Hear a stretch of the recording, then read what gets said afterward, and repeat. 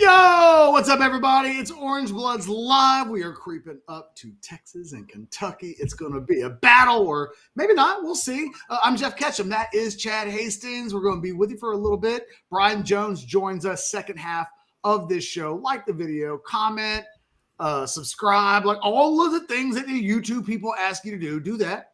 All of them. We do appreciate it. And yeah, Money B, we in the building. And we're going to have a good time today. A lot of stuff to get into, newsy things. Steve Sarkisian held his Thursday on the eve of the Saturday game press conference in the last, well, he finished up about 30 minutes ago, 15 minutes ago, something like that. Some real interesting nuggets coming out of that. In fact, we'll throw this out there and we'll circle back around to it. Michael Terry, I guess officially moved to running back. Mm-hmm. You know, Sarkisian on War had asked him, and I think we talked about this on the show yesterday, that Terry was getting some reps in practice. I don't think that's a huge shock because he would already have been a guy that would have been simulating certain players and scout team. I mean, that's what guys that aren't on the 2 deep do. They put them all over the place. So it wasn't like a big deal necessarily that he was even getting snaps there with the loss of Jarrett Gibson. But to move that guy there potentially right now, at least for the time being, to running back is a discussion we can jump into, but he also discussed Cole Hutson's injury. Hudson shows up on Wednesday night's SEC injury report. Kind of out of the blue. I was not expecting to see Cole Hudson out. And the fact that it was listed as out too, not a doubtful like Baxter, which is where Baxter's still sitting, but just to declare him out on Thursday. Well, so Sark, or on Wednesday night, excuse me. I am led to believe that this may have been something that occurred Tuesday in practice. Okay. The good news is, bad news is I'm not going to get into specifics. I haven't completely double, triple, quadruple confirmed it, which is a little bit like the Trey Wisner thing, right? It was like, well, the only thing I heard was hamstring. And then for like 3 weeks, nobody talked about the injury at all. And it was like, all I can tell you is that the very first thing that they told me was this. I believe this could be one of these 7-day injuries. So I think there's a sense that he won't be here on Saturday for show.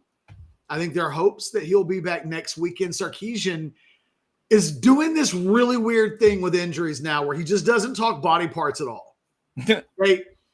They don't put the body part on the injury report. They just put the name and like what they are.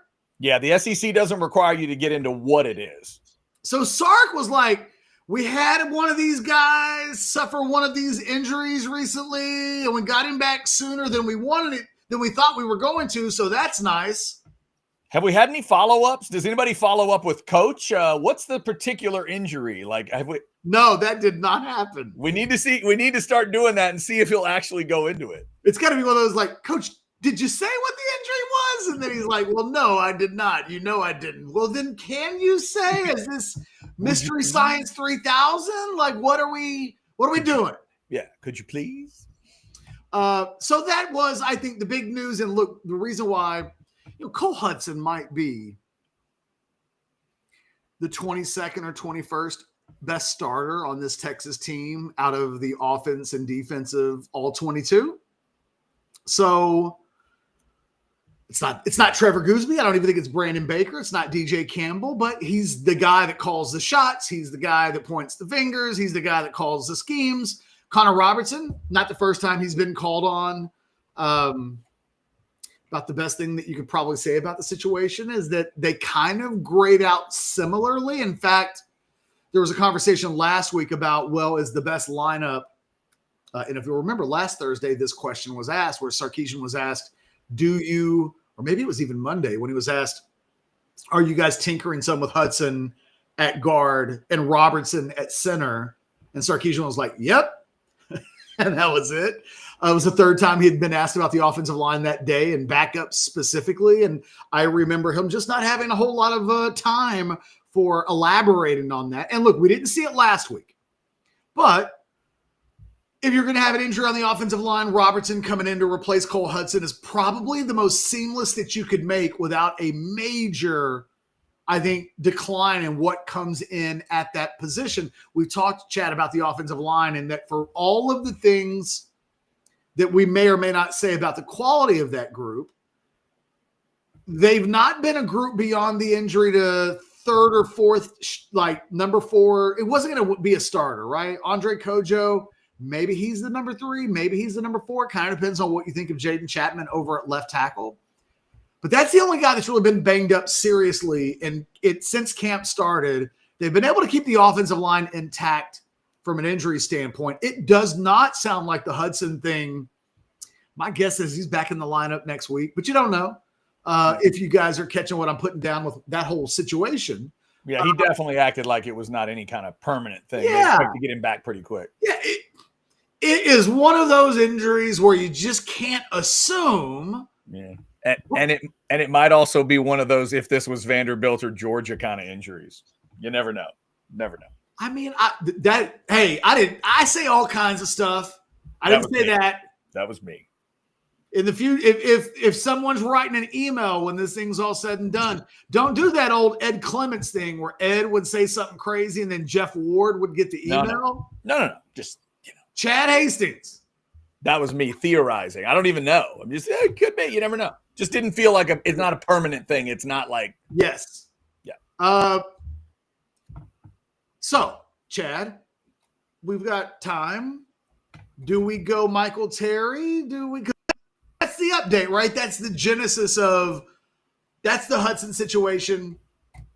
I don't know that it gets a lot sexier than just kind of I don't know that. Yeah, surprise that happened, and it's not expected to be a big deal. And who knows? Maybe Robertson comes in, plays at a level that's very similar to Hudson, and look, Connor Robertson proves his value of being on the team. He's not yet a guy that's pushing for a starting job, but if he can be a guy that can come in and keep things together, then they can survive that this week. I don't think that's the difference between winning and losing, but it doesn't help. Yeah, and I was going to say, I don't think there's much reason to dig too much further into it, other than to say, of course, now you really are in that, okay, you got to hope those 5 guys stay healthy, and then Hudson's able to come back, for this week. But yeah, that is the big. I mean, it's just such a reminder of like how precarious. Oh yeah. If Texas loses a receiver, any of them, it doesn't feel like there's not somebody who could come in and fill that void. Running back, running back's one of those positions though, like Wise. You know what I mean? Like there are some positions where we've learned. I think we've seen Texas learn that some guys can get hurt, and it's okay. Safety, they'd probably be okay shuffling in any number of guys. It was different when Malik Muhammad got injured. Yeah. And I think with this offensive line, again, you're probably at this point saying, look, no Gooseby, no Campbell. Yeah, let's not even go down the list. If you were going to offer anybody up to the football gods, no. Hudson's the guy that's most closely like the backup. There you go. Yeah, let's end the discussion there. Let's not talk anymore about injuries specifically. Whoa. You're the guy that was a second ago was like, if this is Georgia week, he might be playing. I'm just saying, no, we shouldn't. Yeah, we don't even trying to flip it and make it my fault. No, I am not gonna let that. I'm not trying to make it your fault. I just didn't want you to go position group by position group. I tell Brian Jones about you trying to squirrel your way out of trouble here. Brian's known I'm a squirrel a long time. There's a super chat from Joshy. We will get to that. Before we do, Mark has an update for us. OU buses stuck in Dallas. Rumor has it that someone put a goal line in front of them. Mark, thank you for the reminder. 741 days ago, the Oklahoma Sooners scored a touchdown on the Longhorns. Stars in the sky that day. Lots of confetti for them. We called them scrubs. They delivered a scrubs performance. Yeah, they did. That was a long time ago. 741 is the count. Mark, thank you for that reminder. All right, Catch, to the other big story that you mentioned, Joshy with an opinion on the Terry situation. 499, have a feeling moving Terry to running back feels like it could be consequential in a good way. As you start to break this down, I mean, at what point is it that Could we see this effect this week? Sark's comment led me into believing this is just getting started. I don't know if he knows it's going to be against Kentucky. Like, what do you make of Terry at running back? Let's reverse engineer our way into an answer here. Let's start with what do I think about the rest of the Texas running backs? Okay. I don't want to give any of them carries other than Trey Wisner. And I need to repeat this. Chad is a level one. He was there. He saw it. Every time Wisner came off the field Saturday against Oklahoma, I was like, don't give it to him. There were, and then they did. Feelings were being expressed. If number 16 wasn't the one carrying the ball when number 5 was out, yeah, Catch was not happy. It's not good. Those players are just guys. And the goal this season is to win a national championship. So, like, I'm just not an advocate for average players getting snaps. Now, Michael Terry's been not good enough at wide receiver to even get on the field more than 11 snaps, I think, this season. Wow. But when this kid was in high school, he played a running back in high school. That was his primary position. He was recruited as an athlete by schools all over the country, and some preferred him as a running back. Texas did not. But I loved the idea of this guy. I thought he had a little Jordan Humphrey in him, and that you can line him up in the backfield. You know, if you were to tell me, is there anybody on this team that you'd want to see run some wildcat? And I'm not suggesting that they should do that. I'm just saying if you had anybody that profiled like somebody that maybe would thrive in a role like that, he comes to mind. He's a guy that can catch the ball out of the backfield. He's tall. So yeah. And he runs a little high. That discussion's been in the chat. People asking about, is he the ideal size? He is listed at 6'3", 216. And Catch, I went back. He runs high. And if somebody says he's too tall, I get it. I think he could be an exception to the rule, though. Not all tall running backs are terrible. Chris Warren was a tall running back at Texas, and quite frankly, for all of my issues with Chris Warren, I never once thought, well, he's too tall. Right. I didn't think he was too good was the problem. Although, you know what, to Chris Warren's credit, he went to training camp with the Raiders that first year and tore it up and then missed the season, and that was just that. But he always had that camp where he almost made the team. I think this guy's a super blue chip athlete. I thought his best position in college is at linebacker, but that gives you an idea of the type of athlete that I think he is. He plays wide receiver. I'd have him at linebacker. But on offense, I think he can play running back. So he is a jack of all trades kind of an athlete. I want to see the guy get some PT. Primarily because if you're telling me that they give this kid a couple of snaps or they give James Simon a couple, I'm good. I'm good with Simon. Like let's see what Michael Terry can do. I was exasperated with Jarrett Gibson at the end. I just thought that was wasted. That's a wasted game rep. If it's 1st and 10, against a good team and you're giving the ball to one of those players, you're not getting much in return. That's not my opinion. That is the non-subjective data at this point through the sample size that we have. Those guys aren't averaging anything. Those guys didn't do anything when they came into the game last week. They aren't busting out explosive plays. I think one of the things that Michael Terry might give you as a player out of this backfield on offense is an explosive play or two, something that gets you 18, 20, 30 yards. These other backup dudes, Trey Wisner got the team's first run of more than 20 yards in week 6 from the running back position just last week. Like I said, it wouldn't hurt my feelings if every running back on this roster transferred, other than Michael Terry, not talking about him. I don't think any of these dudes other than Wisner have proven to me that they can cut it. And when I see Texas fans talking about they think some of these guys have a little bit of it factor and, you know, it's just a matter of it. That's just hope. That is just confirmation bias talking, because it's not based on anything we've seen them actually do on the field. I think this is CJ Baxter to some degree, going all the way back to his freshman season, although he certainly had some splashes.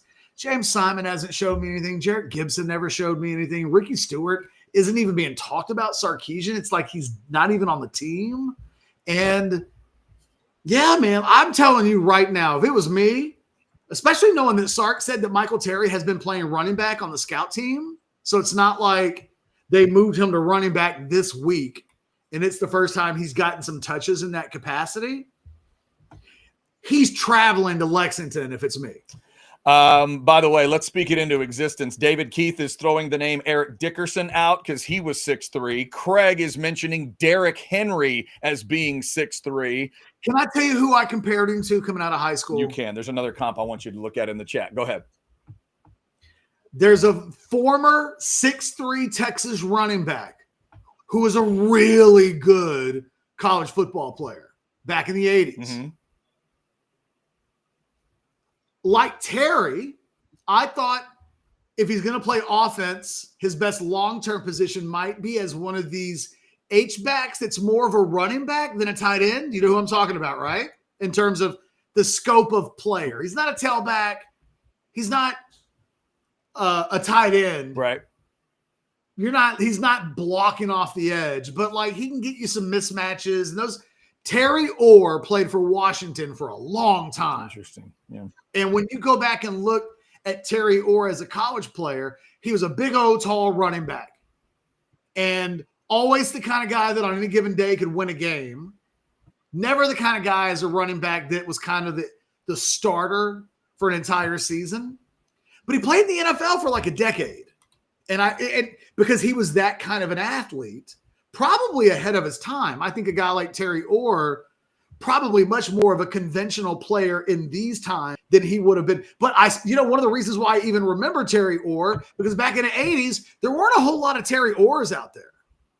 It always felt like Washington had a different guy with him on their offense. Anyway, I thought if we're going to throw out a former Longhorn, especially thinking about how we think about Terry long-term, I think Terry Orr, ironically last name or the first name, is the guy that I would throw out there, even if that is such a dated reference that only 60-year-olds out there are like, oh, I know that name. I remember Terry Orr. Get off my lawn. Tracy, I see the super chat. We will get to it. Also, I never saw Terry Orr playing college, for full transparency. Let's be clear. We're not that old. Let's be clear. We are not that old. We'll get to that super chat. Brian Jones coming up in a little over 10 minutes at about the 30-minute mark. Before we do that, let's give some of our great partners some love. Let's talk about something you can put on your calendar. Long-term calendar, short-term calendar. Here's your long-term calendar. We're going back out to the Deep Eddy Vodka tasting room right before those two big home games at the end of the year. Friday, November 21st. Put it on your calendar. Plan to come see us. Live show at 12. Q&A till 3. Have you always wanted to ask Jeff Ketchum that question? And your wife says, will you just please go and find him at one of these events and ask him the question? Here you go. Friday, November 21st, we're going to be at the Deep Eddy Vodka tasting room. There's your QR code to find out more. Now let's go short term. Come watch Texas and Kentucky with us at the TCH Social Austin location. We've been there all season long. We are going back. The specials are ready. The $3 jellyfish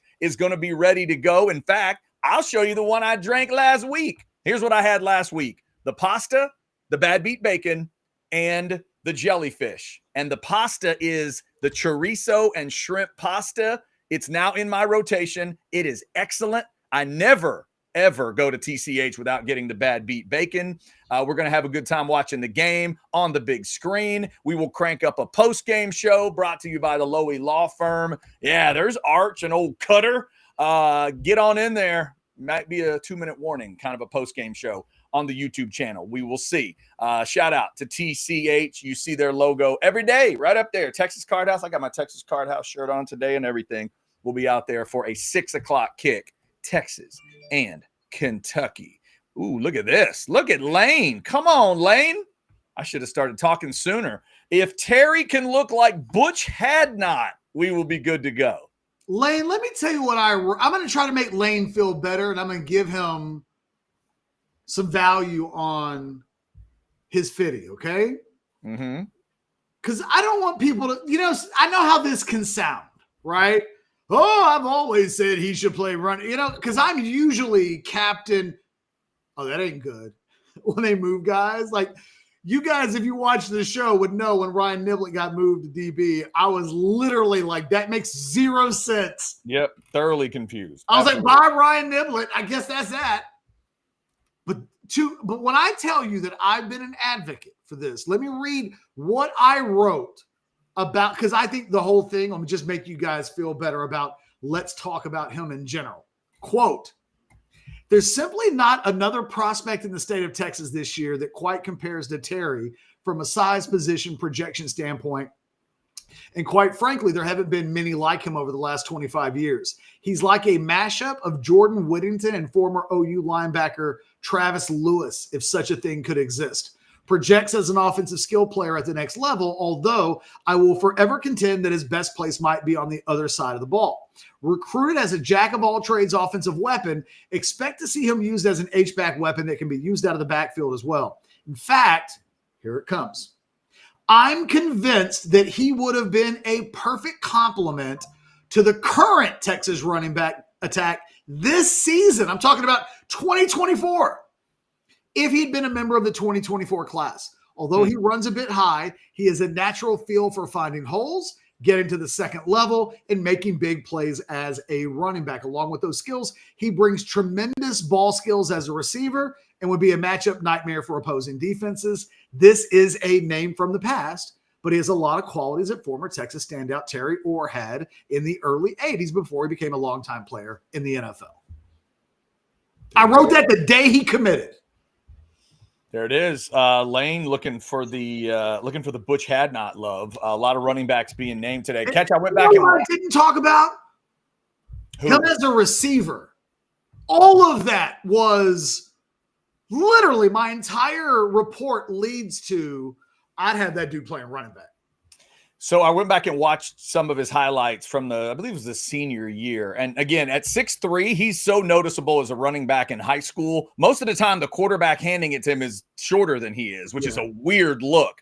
But big, long strides. He eats up grass, in real smooth strides and stuff. The only thing I can't see on the highlights catch is how does he run in trash? There wasn't a lot of trash there at the high school level, so I just don't know what that looks like. What does that first jump cut look like? What is the first feel of getting through the hole? Because once he's through and he starts those big, long strides, he can run away from people. I mean, I don't think he's lightning fast, but he can get going. I just don't know what it's like at the line of scrimmage if it's messy.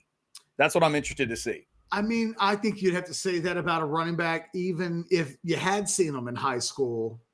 Do that. Like, this is such, I can remember being in middle school and making hundreds in math. And then when I went to high school, it was like, Algebra 1 or Algebra 2 is just a little harder than, can we just do times tables again? And so I think there's a little bit of that. Like, what I would say is, look, he ain't playing in any capacity as things currently stand. And he's a really talented kid who they've invested NIL money in, like all things. Like, this is a guy that was a national top 75 prospect. This was a major target of theirs last year, and he's not contributing at all. They saw him on scout team. They saw enough on the scout team that they thought might not be a terrible idea to move him there. Yeah. And to be fair, did they see it before the Gibson thing happened?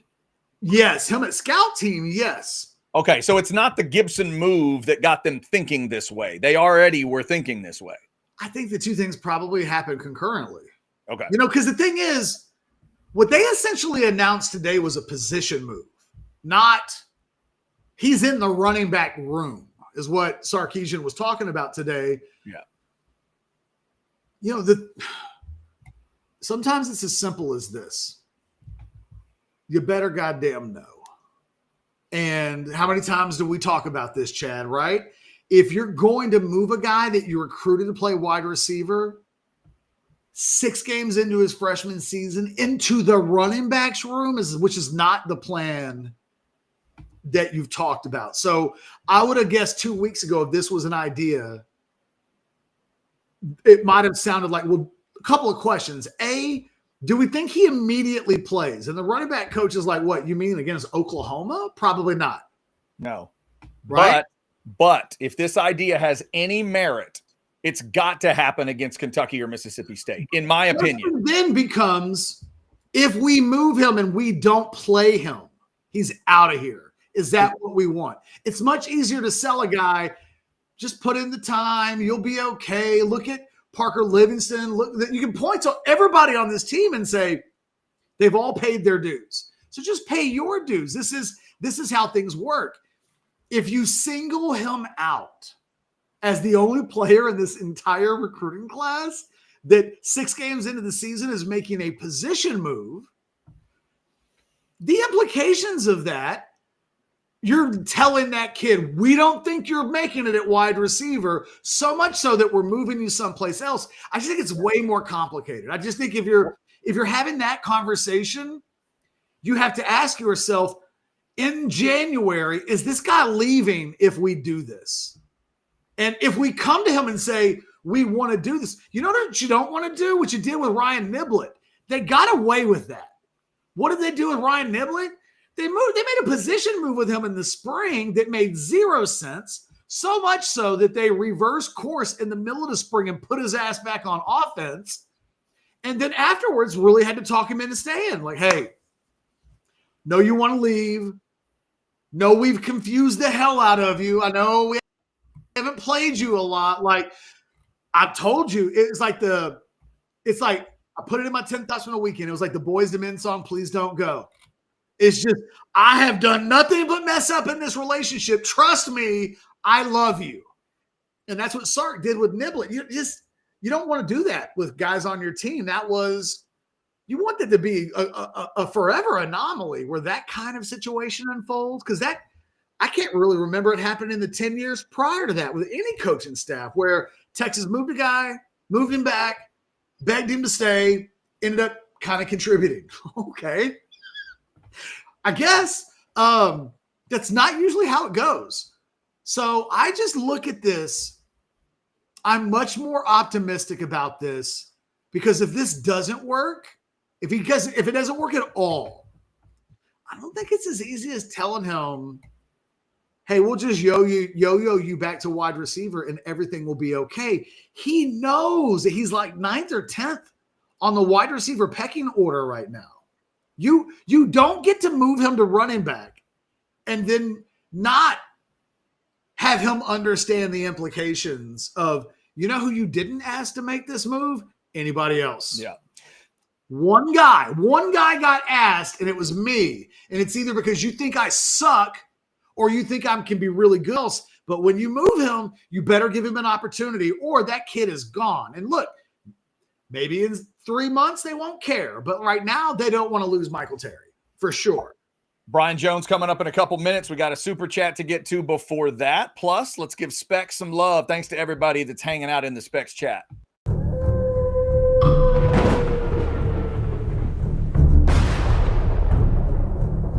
When the savings are this good, the whole world takes notice.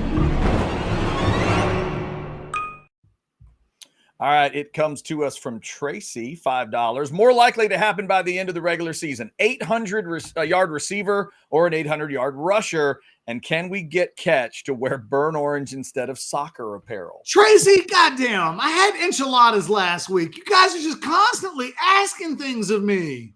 Now you want me to wear, you know what? I'll go out and I'll buy some Houston Dynamo gear. It's all burnt orange. I can just do both. Does that make everybody happy? There you go. Like, look at Catch. He's a homer. No, it's okay. That's just Dynamo gear.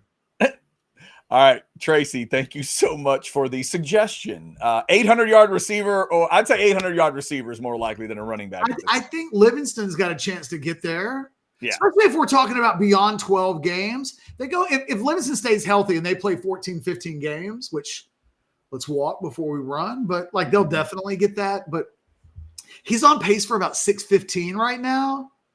It's not crazy to think that they could elevate that over 12 games and get him close to that number. Mm-hmm. Wisner, too, if he can stay healthy, he's rushed for 80 against Ohio State and 90 plus against Oklahoma. If you don't count the Florida game, I mean, he would be at a pace if he was playing all season long to go for well over 1,000.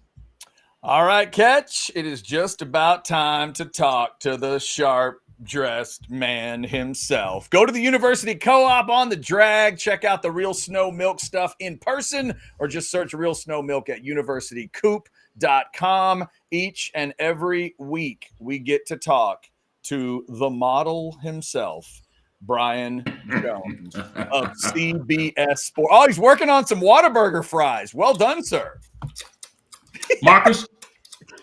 Marcus, I heard a woman that worked got you bunny whip. You got to reverse it. Don't Flip say it. bunny whip that fine. There it is. Mushroom belt, mushroom suspenders. Mushroom, come on. It don't stop there. Got to coordinate. Dude, You got to I coordinate. mean, Hey, you know what, Brian? It's a perfect analogy because last week the Longhorns seemed to coordinate that whole offense, defense, special teams thing once they got going. Boy, you got skills. You got a future. I like the way you just brought that all. See, y'all. You know, hey, you know what else? Brian, you know what else they did? They're in that bathroom, mom and pops, for like 35, 40 minutes. Just They like in there hitting it. They just in there like smoking. Texas in the Cotton Bowl in the second half on Saturday. Wait, hold on. I dropped the fry. Uh-oh. Drop the fry. Don't. 5-second rule. 5-second rule with a little dog hair too. I like that Brian extended the 3 seconds to 5 seconds, just in 5 case there was seconds. any doubt how bad he wanted that fry once it hey. dropped. Hey, I've I don't always leave nothing for the roaches. I've done that, man. I'll tell you what, if the right shrimp flies off a table with me, I'll make it a 10-second rule if I need to. You ain't I did scared. that at work. Everyone freaked out. Like, what the hell? Thought that Brian's was like, normal. the minute 15 rule. Y'all don't know that one? You know, the thing is, once you do that in front of work people, then you can bring whatever you want to and put it in the refrigerator and they'll never Yeah. touch it. They'll be like, Brian's nasty ass eats food off the floor. I am not touching his lasagna. It's a good When plan. Chad and I were at Clear Channel, I used to tear through everybody's food. I think I'm the reason they started putting their names on their containers. No, I didn't care. Then Mitch used to take care of us, though. Mitch from Rudy's. Oh, Yeah. Mitch Ingo. He took good care of us. That corn, boy, that corn. I knew that remember corn seeing from a those former life. photos up on the wall. I got Yeah, one somewhere. We were on the wall. I got that picture downstairs. I don't have it in the room. Yep. But I got that picture downstairs of you, me, and Kevin Dunn looking slightly younger than we do now. Just a little bit. I don't know. I think I aged all right. I look at Well, some you- of the old pictures. I'm like, damn. Yeah, you and Kevin definitely aged just fine. I am a whole nother story. Hey, what time is it? Let me see. Hold on. Well, I don't know what time, but did you know it's been 741 days since Oklahoma scored a touchdown against Texas? Hell yeah, 12:33, and OU still sucks. 741 days, Brian. We've got the confetti going. We got Take the a start. victory lap, Brian. Tell us how good Saturday was for you. Oh, dude, I'm in Eugene, Oregon. I'm on the sideline. We've got a stellar game. I mean, Indiana, number 7 at number 3, Oregon. It's a hell of a football game. And the whole time I'm doing this. and there's a break in the action, and I'm cheering and shit. People are like, what is he doing? There's nothing happening on the field. I'm watching my horns, baby, cussing and yelling, and it was vainglorious. It was incredible. What a way to show up, especially that defense after what transpired a week prior. That's the defense I needed to see. That's the defense we all needed to see. And as you and I discussed, Chad, last week, I believe that was an anomaly, and they proved it was. They played their butts off. Now, that being said, and I said this as well, nothing about OU's offense was superb other than Mateer, and maybe they brought him back too soon. I don't know. But he was giving up the rock and should have had a few more interceptions in those earlier ball games, as he did in the Texas game, throwing 3. So I wasn't surprised that they had the turnovers. He had showcased that, in prior games, and they hadn't had any running game. And Texas did to them what they should have. They just completely dominated those guys. Yeah, early on they got some drives, but holding them to just 6 points, that was beautiful. Then the special teams and then the offense. Give Sark credit, man, in that offensive line, Coach Flood. We discussed this as well, Chad and I last week, and I just discussed how I was just dismayed with the play of the O-line not getting to the second level, not staying on blocks, not being physical. They did all that last week. I saw Big Boy Campbell getting downfield. He was menacing. He was pushing guys around. He was showing intensity. He was showing some fire. And to a man, they did that. Yeah, OU got their 1 sack, but that was it. And the whole week prior, we were discussing this vaunted OU defense. They got 1 sack. Did they pressure Arch? Yes. But Arch, with his athleticism, able to get out of harm's way. And going back to our defense, 5 sacks. Man, that was excellent. I can't wait to watch. I watched the game copy, the film, as I always do. I can't wait to go back and watch the TV copy just so I can get the feel of the crowd and just watching it on the sideline at our game. I'm sure that place was just jumping. Is there anything about Saturday, Brian, that you feel best about in terms of taking it forward this week against Kentucky? Well, they better take that same attitude. Kentucky's coming off that Georgia game. They had an off week. Georgia ran through them, second most rush yards they've given up. They've given up 7 rush TDs their last 2 ball games. So Texas has to bring that same intensity. Sark, bring that same attitude you had post game, taking the press to task, which is a fool's errand.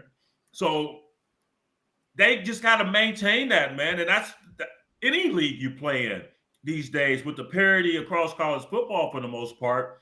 You got to maintain it. And I'm not saying it's easy. It's difficult. But you're going on the road. This team is hungry for a big win. And Stoops is going to have them ready. And we'll see who plays quarterback. Is it going to be this Cutter, Bowley, or is it going to be one of the many former Aggie quarterbacks that's around the nation right now? By the way, Haynes King is playing his ass off and should be in the Heisman conversation there at Georgia Tech. But you got to maintain that, Catch, to answer your question. And it's difficult. You don't always bring your A game. But if you don't, you better be able to find a way to win with your B game. And so we saw this with Ole Miss last week versus Washington State at home. They played horribly. I watched that film. I was like, what the hell are they doing? But Trinidad Chambliss, this superstar in the making, he used his legs once again, didn't throw for over 300 as he's done in his previous starts, but still threw 2 passing touchdowns. So OU is in the rearview mirror. That shit's over. You did what you're supposed to do. Now let's keep it going and showcase that wasn't a one-off. That's the task at hand this weekend. And Brian, obviously being an evening game in the SEC changes things a little bit. You did bring – he's out of fries. That's a shame. Are there any on the floor that you can get real quick? Double check the floor, Brian. And shit. Yeah. Damn. See, this is why I didn't play receiver. Wow. No, hey, this is why you do shows with overweight guys. They know where to find the last fry. That's like looking for them crack rocks. Catch was looking. You want to find the crack rocks? Go find a clucker. That was both. I love what they say. These rarely make it home. They ain't lying. That's why when I go, I get at least 2 cartons of fries, man. They're so damn good. Love them. Whataburger, you rock. That was both desperate and fantastic at the same time, watching Brian go for those fries. I just wish the camera could have moved like the drone shots in games. It's funny. I told my Uber driver the other day, I said, man, when I get back, I got to go to Whataburger. I haven't had one in a while. And I just got off the plane. You had a Whataburger when that picture was looking over your shoulder last year. You what? Remember you used to have a picture that loomed over your shoulder? The picture of the wife at that time? Oh shit. Why are you bringing up bad shit?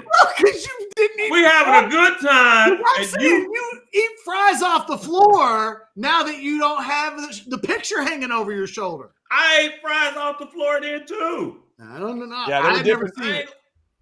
Different issues. You are right? smacking on these fries live on the air. We did not have Whataburger in Florida. I'm sorry. So Fair enough. Touche. negative waves, Moriarty. Negative waves. Damn. We were having such a good time. Why you got to be the skunk at the garden party? We still are. It was so good. It was Chad, so good. Save us. Yeah, I was going to say that you mentioned Cutter Boley, this freshman quarterback they've gone to at Kentucky. His last 2 games, he's thrown 3 picks combined, and they've sacked him 8 times combined. If there was ever a game where this Texas defense needed to just live inside the head of the opposing quarterback, it's this one. If they're going with that kid, even if, he replaced Calzada, and I don't think there was an injury. You correct me if I'm wrong, Brian, but I don't think they did it because of injury. They were just trying to find something. Calzada wasn't giving them a lot. And the numbers went up, but not a ton. He's not putting great numbers up. The Texas defense ought to be able to get all over him. You would expect that to happen if they bring that same attitude that they played with last week, that same fervor to the party. Yes, I would agree with you. They've thrown 4 picks on the season, the quarterbacks combined, but they're not lighting anything up. I was just watching the Georgia film, and man, other than I think they had a couple touchdown passes in that ball game, but it wasn't very competitive, especially that second half. So I agree with you 100%. If Texas takes care of his business, that's what you have to do, man. You have to just say, let's do us. We understand what they're doing. We've gone, through the routine of learning their scheme, but do us. And if we bring that same freaking mindset, you're going to be fine. You're better than that team, but you can't disrespect anybody. And you don't have to like anybody, but you better respect them when you suit up on that field. So if you go in there still levitating from what you did last week in the Cotton Bowl, you're going to leave disappointed. So I don't think they'll do that. They got some leadership on this team. Hopefully we'll say, hey, last week is last week. Let's keep it going and see if we can find that same rhythm and get us a nice little winning streak.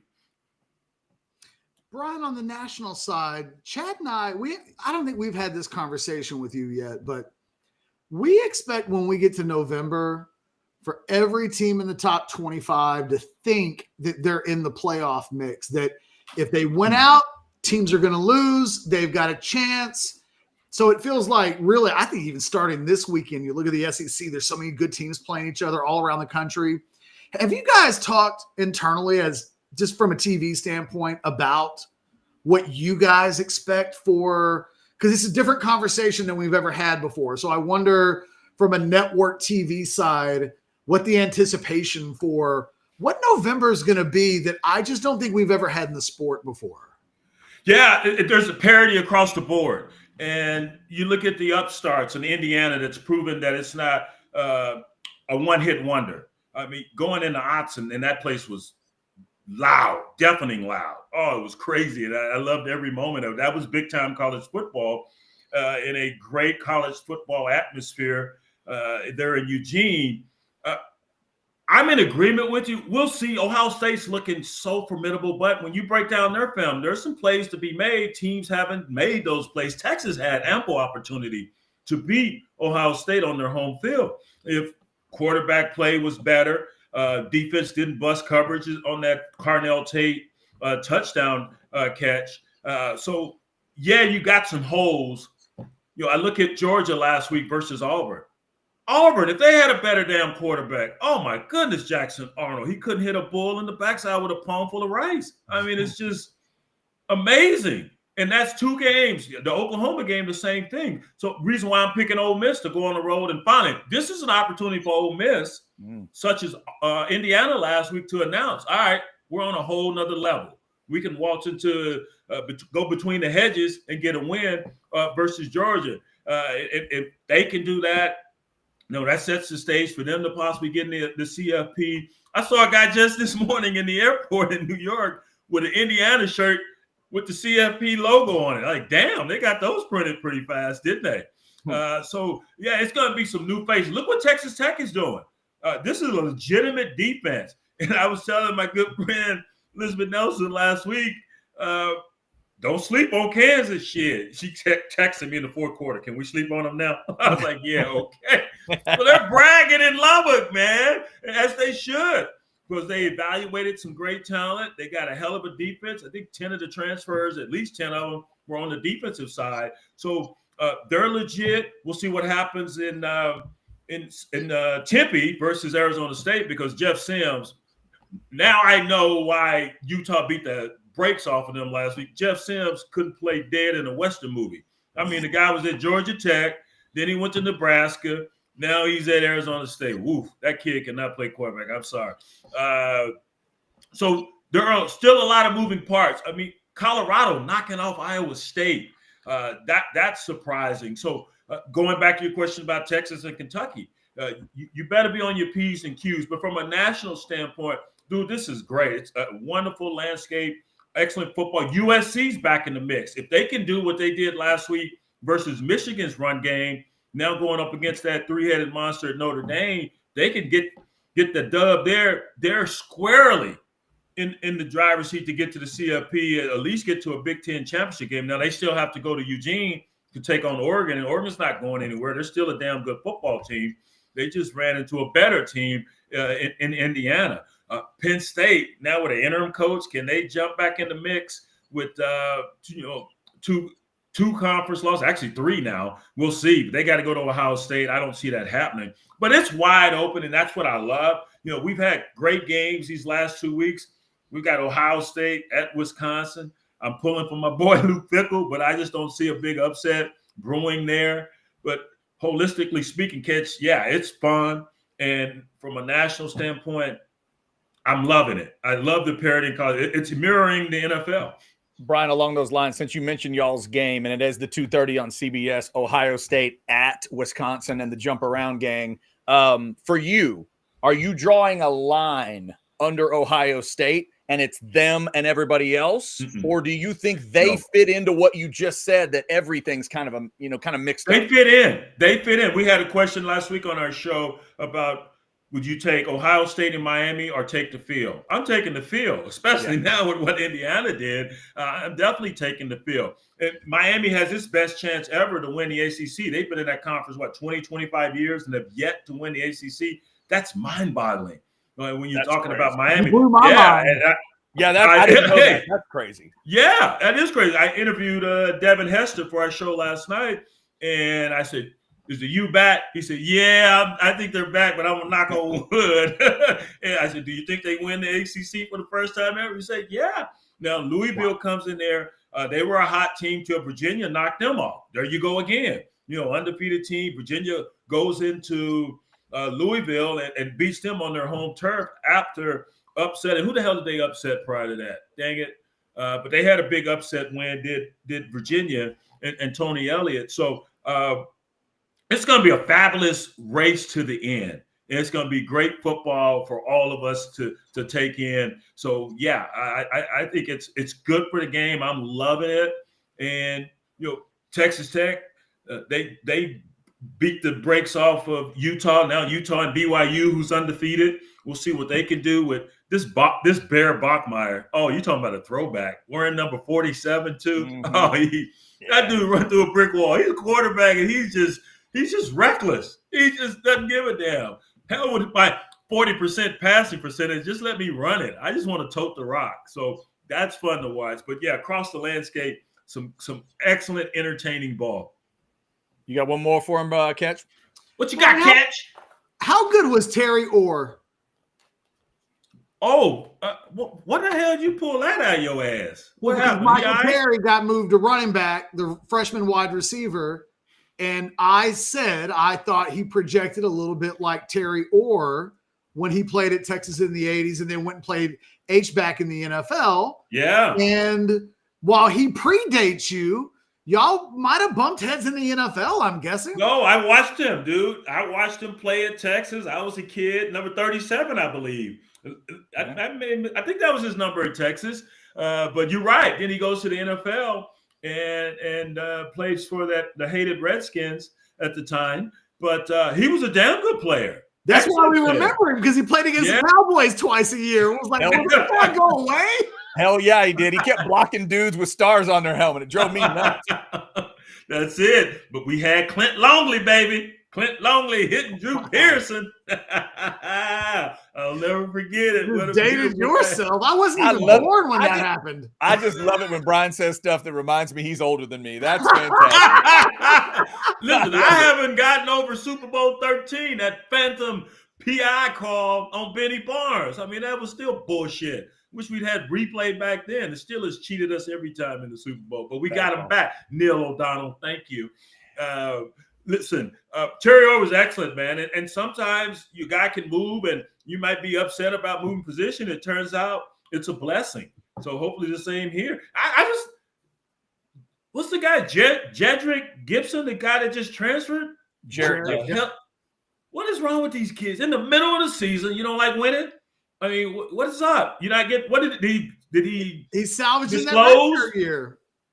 Huh? He's saving that red shirt year. He played 4 games. But did he disclose why he was unhappy here? Well, he wasn't playing enough. Well, motherfucker, you got to earn it. I've seen him in every game this year. Earn it. What do you mean not playing enough? You're going to play. I think he realized he wasn't going to earn it, and he hit the eject cord. So I'm going to quit. All right. Go elsewhere. We'll see if the grass is greener. Sometimes the weeds are deeper. By So- the way, I said John Mateer looked like Neil O'Donnell last week. When he threw that ball to Malik in the end zone, it was like, who are you even throwing the ball to? A heaving hope, right? That's what it was. That was exactly what it was. A heaving. And then who's 4? McDonald? Is that Jelani McDonald, Yeah. number 4? Yes. He dropped one. Pick 6, baby. Come on. You were in Texas. Oh, you Lord forever. Oh, Forever. I mean, come on. could have had his moment. Hey. Hey, Niblet got his moment. Niblet's not, that name's going to sound different forever now. That was Big punt. beautiful. I'm screaming, yelling. What is he doing? What is wrong Big with punt your return. over here? Yeah. I can't help it. And I tell myself, chill out, calm down. And it just comes out, man. BJ, that brought me out of my seat. Like, Kept I- his foot up. There was fists flying, and I mean, it was a big moment. It was Now, great. were you guys did you go to the game catch? no, we were at Texas Cardhouse Social watching it at a watch Oh. party. Yeah. And How was I that? am normally pretty stoic. I wasn't stoic on Saturday. Oh, Catch How went can you- full. Brian, he went full fan mode. He's always such a pro, but he went all fan mode. I just talked last too much week. trash about Oklahoma for the previous 9 months. If they didn't win that game, I was going to never live it down. It was Right. the best. It was All fantastic. right, you were telling me about this joint. So they got enough TVs. How's the grub? Oh, it's fantastic. It's fantastic. All right. Yes, multiple dishes are getting discussion. I You know, ordered 3 dishes and then just picked on like all 3 of them at once. What'd you order? Do you It recall? was chicken tenders, it was the bad beat bacon, and then I tried the Korean short ribs. Oh, damn. Don't Yeah, you threaten definitely me need with to a good time. You need to go try the bad beat bacon, Brian. You need to. Sounds delish. It's Bad fantastic. beat bacon. It is You so don't good. fix nice- Literally everybody orders it. Like everybody around us orders it. Everybody knows. Yeah, All right, when I get a break here in December, we'll go and watch some ball there you go. Oh man, There you go. With our arms. and eat So- some grub. Brian, real quick before we let you go, I want to get a thought on a couple other SEC games. It's the anomaly weekend in the SEC. This is the only weekend with 8 SEC games in one weekend on one Saturday. You gave me the thought on Ole Miss. You think they're pulling that upset? How about LSU, Vandy, and Tennessee, Bama? If I tell Go you ahead. home teams win, what do you say? I think Bama will win, but that secondary is going to be tested. I was surprised and shocked that Bama shut down at the time the nation's leading rusher there at Missouri, Ahmad Hardy? Hardy. Yes. Yeah. I didn't forget his name. I just got distracted. Oh, I'm by sorry. I thought guy you were looking for his delivering name on your ceiling. No. It was someone's coming to the door. Okay. I was shocked they shut him down as well as I'm we sorry. can get distracted on this show, right? Yeah, Yes. I know. Um, You thought you saw one more French fry. I got it. I wish. Damn. He's still Damn. looking. I'm still looking. Please don't start eating lint while you're talking to us off the floor. Please don't do that. I'm surprised they shut down Hardy, and then Missouri's defensive backfield is pretty good because it was not Jeremy Bernard. It was not Ryan Williams. It was the other receivers that really led the day. And Ty Simpson is excellent, man. What a great quarterback he is. So I'm going to take Bama at home, but that back end will be tested. Brazo and Matthews, and I'm forgetting the other receiver. They are outstanding. Should be a great game. High scoring affair. And the other one was Vandy LSU.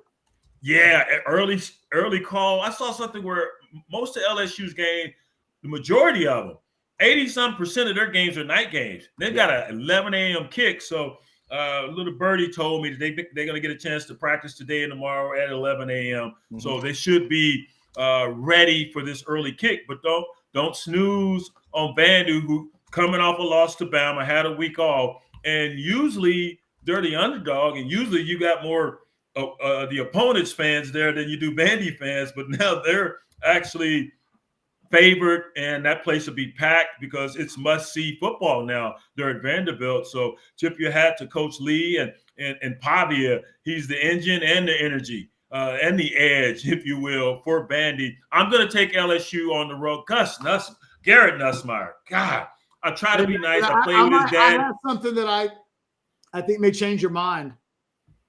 Okay, hold on, but I was going to say I'm trying to be nice. I played with Nussmeier's pops with the Saints. Love me some Doug, who's now the OC there. They ain't doing so well, but he's got to stop throwing these picks. LSU had 3 turnovers in the red zone and still won that game versus South Carolina because South Carolina got into the red zone 10 times and only came away with or got into the red zone, I think 6 times, only came out with 10 points. So that defense better travel. They had their best rushing afternoon of the season, did LSU last week. So that better travel as well. But this is going to be an intense, competitive ball game. Changed my mind, Catch.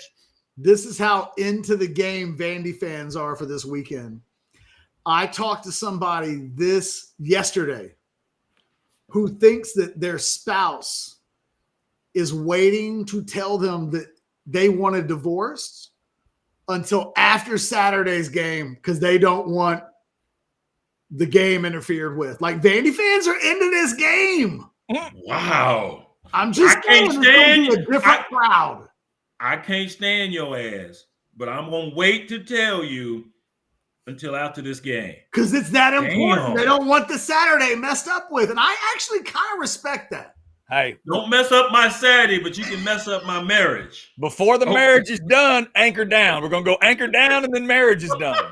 In that order. Soon as the last second ticks off that clock, we need to talk. Yeah. Hey, Brian, real quick, one of our chatters wanted you to talk about A&M at Arkansas. Do you think A&M handles their business? The Moss injury is obviously huge.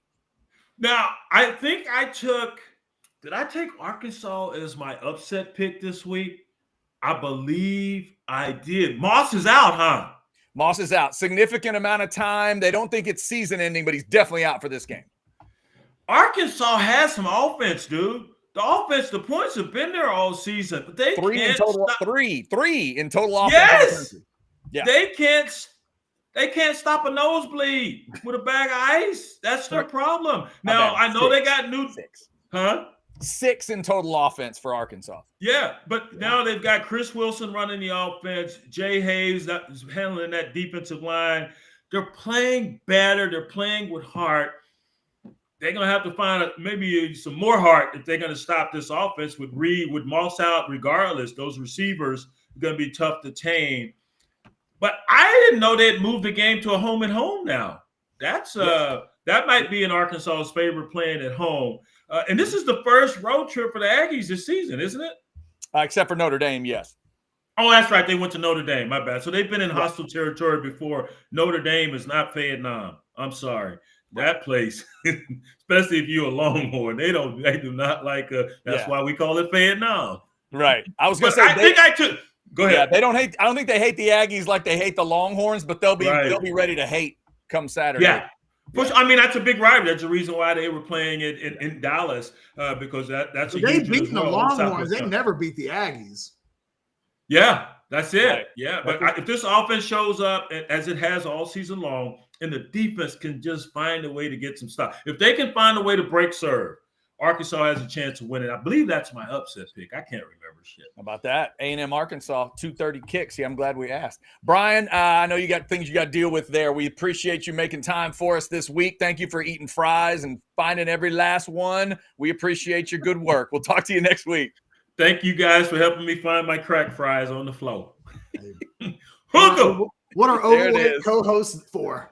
Oh, Brian Jones, ladies and gentlemen, going after rogue fries on the floor. Quick reminder, University Co-op, check out Real Snow Milk if you go to universitycoop.com. Thanks to Brian. We have him each and every week. We got some super chats that came in. By the way, don't enter Real Snow Milk into all of your search engines. Nope, just University Co-op. Just the university. I'm just saying. Yep. If you go to Twitter and type that in, there's no telling what the results may find, and you won't want your kids around. Nope. No, you definitely don't want that. Let's grab these couple super chats. I am not sure what Wes is talking about, but according to him, $10. Whataburger has seriously deteriorated. Wes, we will not allow swearing on this Aren't show. they owned by Chicago people now? We are moving on. We're moving on. I don't want to get into not Texans anymore. Yeah, we're not getting into that, Wes. I don't know what you're talking about. $4.99 from James. LOL. Carson Palmer saying his most painful hit was when Shawn Rogers fell on him and dislocated his sternum. Oh, fair enough. That has to hurt. That has to hurt. Catch, not a super chat, but this comp got my attention.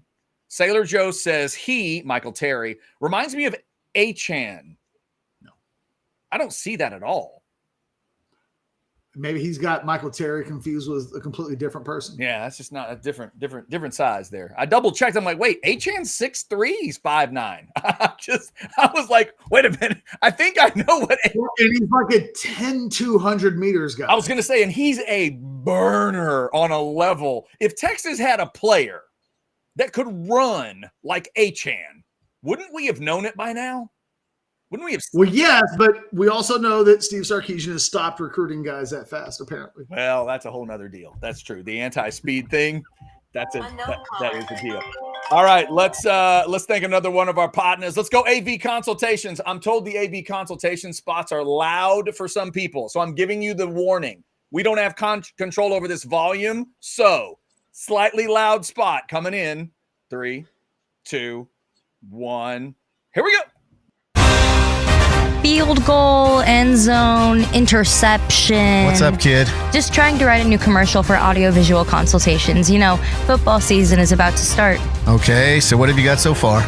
Roses are red, violets are blue, football is awesome, our installations are too. Yeah, I don't think you're getting what I want. Okay, how about my football lies over the ocean? Boy. Yeah, I guess I just don't really understand this sport. Like, think about hockey, a sport played by real men. Fights, no TV timeouts, and no flopping.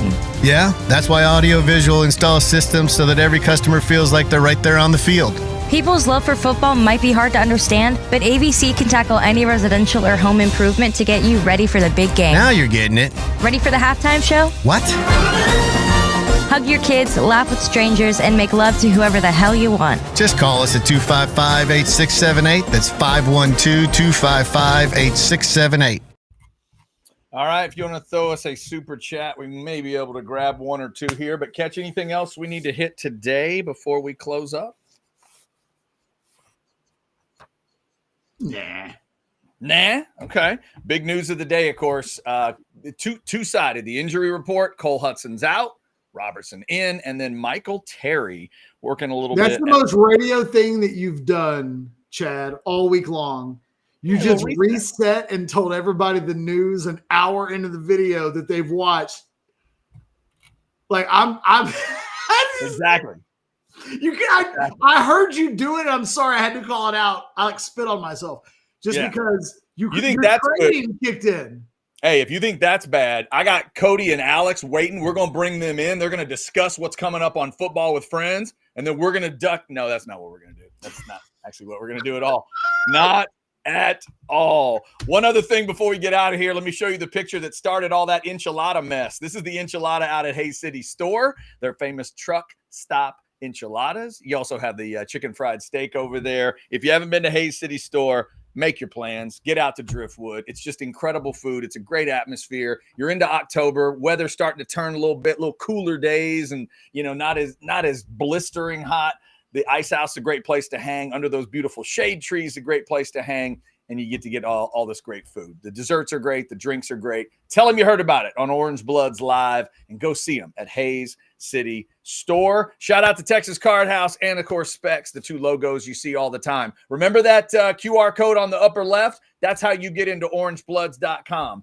This week, this dude over here is throwing content at you like you can't believe. Plus, all the press conference reactions, injury reports, truth and lies, the rumor mill article. War Room is coming up tonight because it's Thursday night. The very latest info, the reaction to Michael Terry, all that stuff. Hit the QR code, get signed up for Orange Bloods. I'm eating enchiladas tomorrow, too, for the team. What? I can't take any chances, man. You're going to continue the enchilada thing? I'm going to go enchiladas until they lose with the enchiladas. Is Michelle joining you? I just sent her a text message that said, I'm taking no chances. I'm getting them tomorrow, because she texted me yesterday and said, so do I need to get an enchilada this week?